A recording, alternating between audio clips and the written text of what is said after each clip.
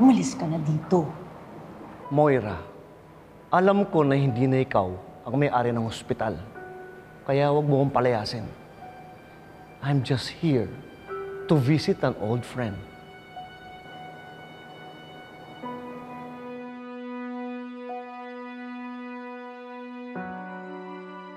Ano kaya ang pinag-uusapan ng dalawang ito?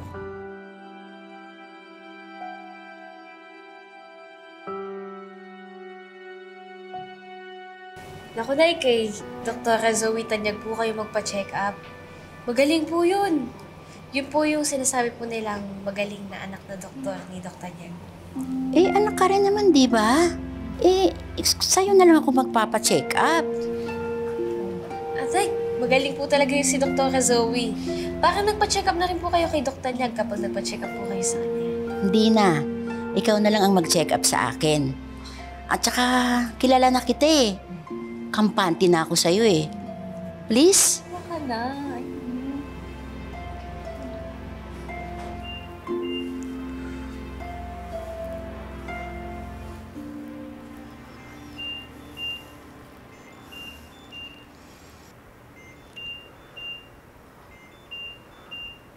RJ, hindi ko ina-expect na sa ganitong kondisyon kita makikita. And I really hope you'll recover. RJ, I'm sorry. Di ko alam na nabuntis ko si Moira. I'm sorry kasi may nangyari sa amin when you were both together. Pero nagpapasalamat pa rin ako sa'yo for raising my child. Si Zoe. Sorry, alam mo. Meron din akong kasalanan sa kanya at nasaktan ko siya. Sinabi ko na may pamilya na ako. But not exactly true.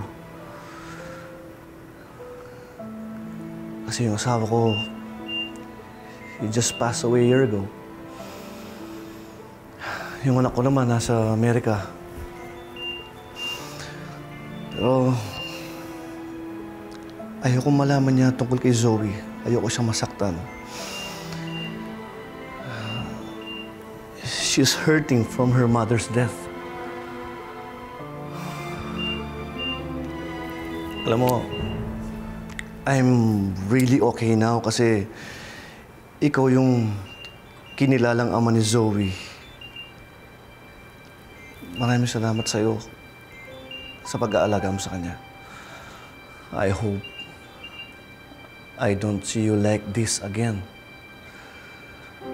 Don't worry. Kapag nagising ka, hindi kita lalapitan. Hindi ko kukunin sa'yo si Zoe. Wala akong balak guluhin ang pamilya mo.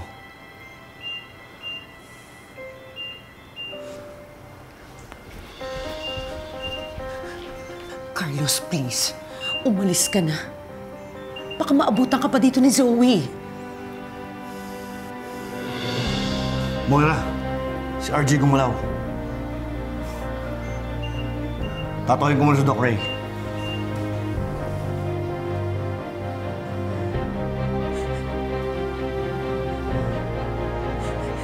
Hindi ka pwedeng magising.